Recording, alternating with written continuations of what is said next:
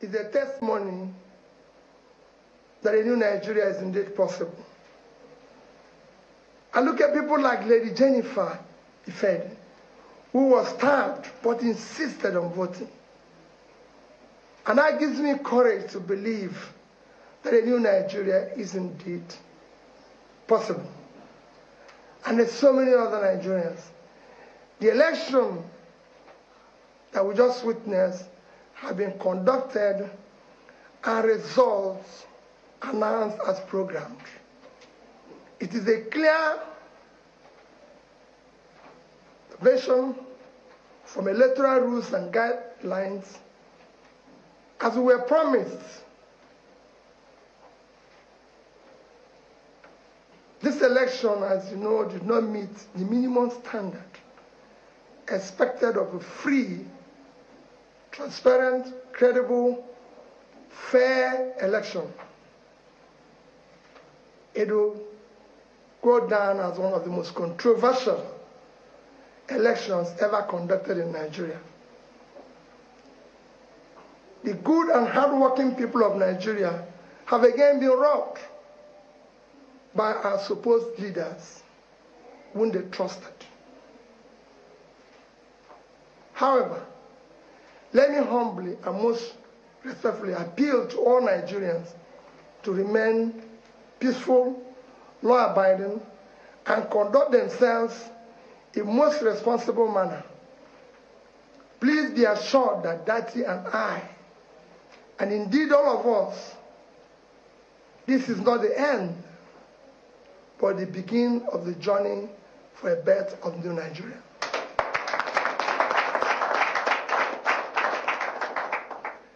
Dati Baba Ahmed and I remain absolutely undaunted and deeply committed to the project of a new Nigeria that will be built on honesty, transparency, fairness, justice, equity. All the above starts with the process. The process through which people come into office is far more fundamental, more important than what they do thereafter. It is my belief, and I've maintained so consistently, that if you must answer His Excellency, the process through which you arrive to office must be excellent.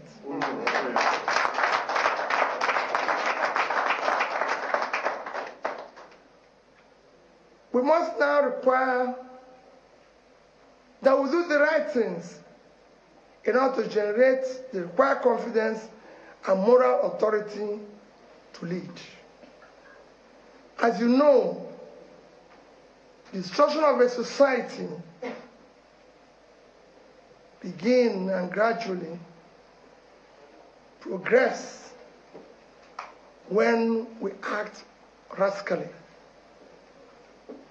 or with deliberate manipulation of the rule of law and suppression of the will of the people. During my campaign process, I would say that we will govern by the rule of law, because we know what not doing that will bring about. And that's why we insisted that. Let me reiterate, and I assure you that good people of Nigeria, that we will explore all legal and peaceful action to reclaim our mandate. We won the election, and we will prove it to Nigerians. Oh, yeah.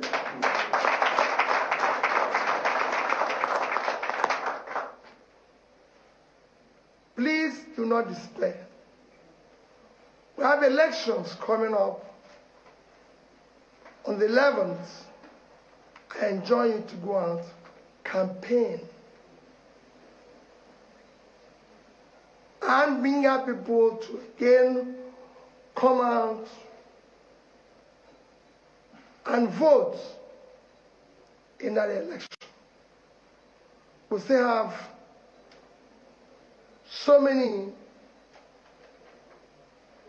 massive support out there that we need for subnational and state assemblies, please come out and be part of that election. I assure you that I will be part of it. I assure you that I'm totally committed for a better future in this country. And nothing will stop that. That is commitment. My commitment is total. Be rest assured that your support will not be in vain. And you will not find us wanting.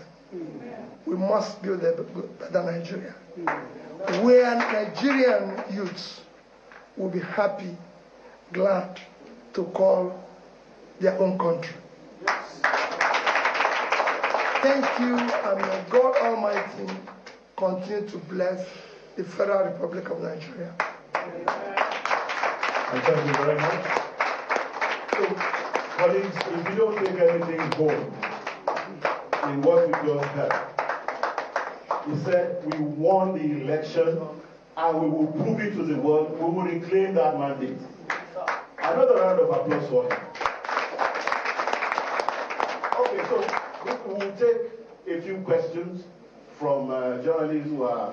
So, if you raise your hands, I'll recognize you. You come out here and speak. Okay. Oh, all right. Good afternoon, everyone. My name is Shawa Kimale. I'm a reporter with Channels Television. I'd like to ask you, it does look, I have two questions, and they are quick ones. You said that you're going to reclaim, and you said you won the elections.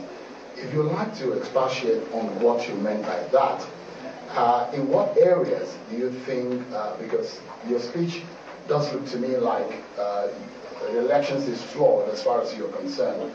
What are the evidence that you have to support the claim about the conduct of the election? And if you can tell us which areas, what are the aspects of the elections you think that are not right? The second part of my question is the journey since Saturday election. You seem to have formed an alliance with other political parties like the PDP. Are you doing this challenge on the election or the outcome of the election alongside with them? How much of partnership do you have with the PDP? Have you spoken to the candidate of the PDP? What kind of alliance are you forming? Again, because of the sensitivity of the outcome, the nation went into a very crucial and tense election, came out of it, things, the nation is still very tense. And also, we discover that the nation at this time needs to come together. What kind of words are you going to send out to your supporters and your followers in respect to the fact that we must have a nation first, and then we must be able to keep the nation together? And lastly, have you spoken? Have you reached out to the man that has been declared winner for Latin America? Thank you. Well, you did ask me the process and the areas.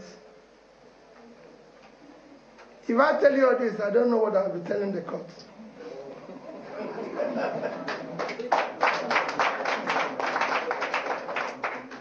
We have passed the stage of that because we were asked to go to the court. Isn't that what he said? He said so. So let's go there. Remember that I'm obedient. I want to tell you, I'm going to go where I'm directed to go. So, and then you will see where and how. Or just to give you an emphasis, in 2015, the number of registered voters, if I can remember, is about, what was it again? About 67 million registered voters and 29.4 voted.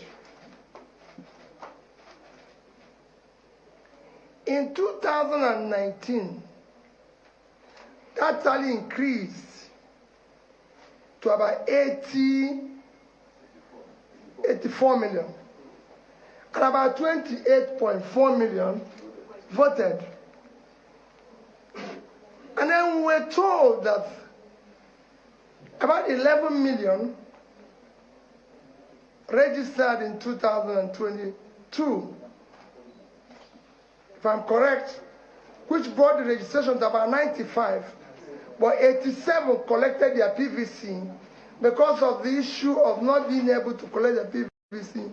But only 23.3 million voted. You can see how Nigeria works.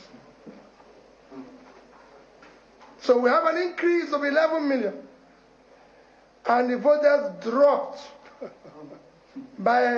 sharply by over 20% instead of increasing. The reason it was due to manipulation and reduction and removal and inputs of votes here and there. Because otherwise the number is supposed to have increased. It didn't increase. Because people were busy doing what is wrong. And we have chosen, I will challenge this rascality for the future of the country. Nigeria cannot conduct election 63 years after independence. It's something everybody should reflect on. Unexamined life is not worth living. And we can't go on like this.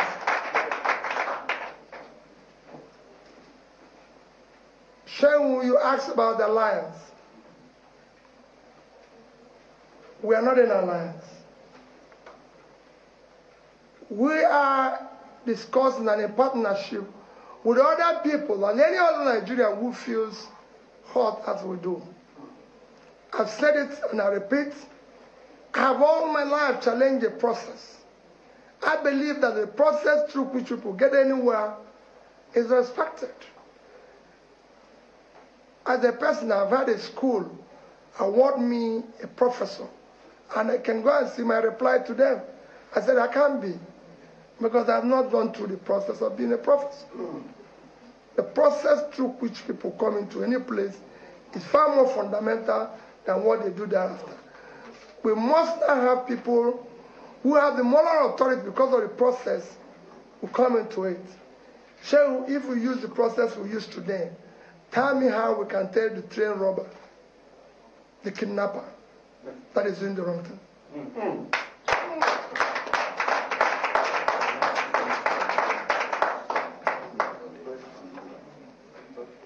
Say we have not made calls to anybody.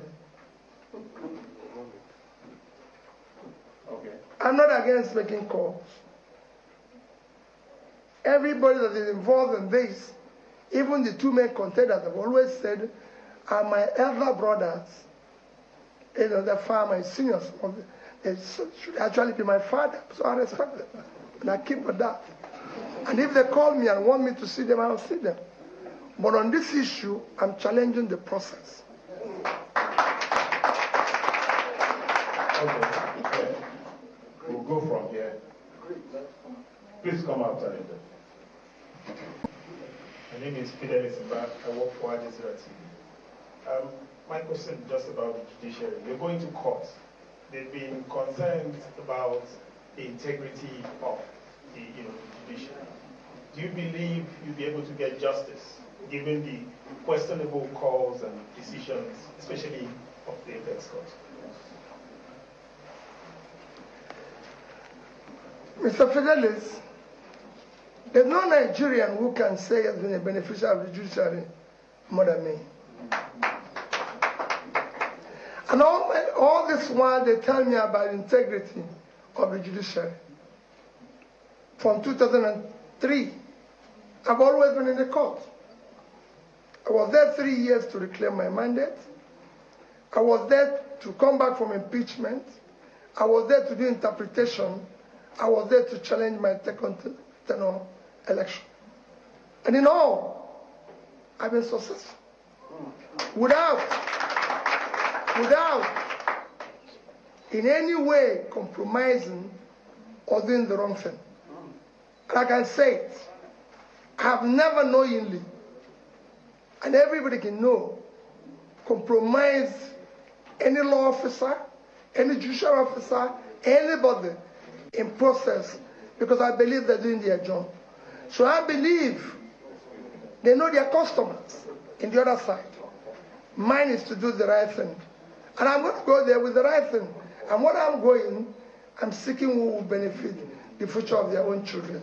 And I'm sure they will do the right thing. Okay.